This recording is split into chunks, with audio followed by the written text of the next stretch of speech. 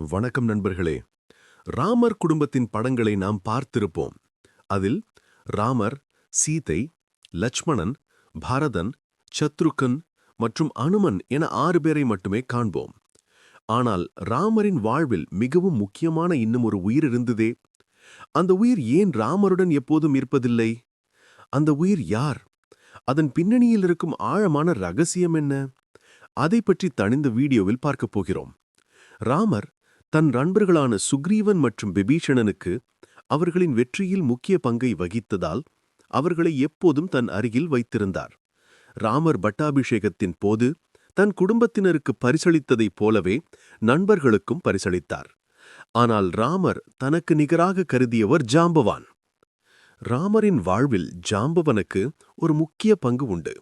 ராமர் பாலபருவத்தில் இருந்தபோது ஜாம்பவான் தன்னுடைய பலத்தை உணர்த்த ஜாம்பவான் வானத்தில் பறந்து சென்றான். ஆனால் ராமர் ஜாம்பவானை தன் பலத்தை உணர்த்த ஜாம்பவானின் பாதத்தில் தன் கால் கட்டை விரலை வைத்தார். உடனே ஜாம்பவான் தரையில் விழுந்து விட்டார். இந்த நிகழ்வு ராமர் ஜாம்பவானின் பலத்தை அறிந்தது. ஜாம்பவானின் பின்னணி என்ன? ஜாம்பவான் பிரம்மாவின் மகனான ஜாம்பவானின் மகனாவார். மேலும் அவர் விஷ்ணுவின் அவதாரமான கிருஷ்ணரின் மனைவியான ஜாம்பாவதியின் தந்தை. ராமர் விஷ்ணுவின் அவதாரம்.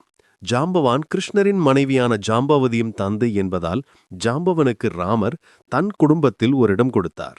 ராமரின் படங்களை உற்று நோக்கினால் ராமர், சீதை, லட்சுமணன், பரதன், சத்ருகன் மற்றும் அனுமன் என 6 பேர் மட்டுமே இருக்கிறார்கள்.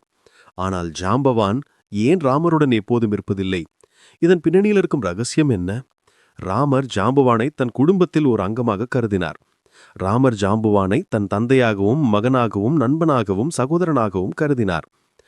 ஆம் நண்பர்களே, இந்த நிகழ்வு வெறும் ஒரு காட்சி அல்ல. இது அன்பு, பக்தி மற்றும் தியாகத்தின் ஆழத்தை நமக்கு உணர்த்தும் ஒரு பாடம். இந்த அற்புதமான ரகசியத்தை கண்டுகொண்டீர்கள். ஆனால் விஷ்ணுவின் அவதாரமான கிருஷ்ணரும் ராமரும் ஏன் ஒரே மாதிரி தோற்றத்தில் உள்ளனர்? இதற்கு பின்னால் இருக்கும் ரகசியம் என்ன?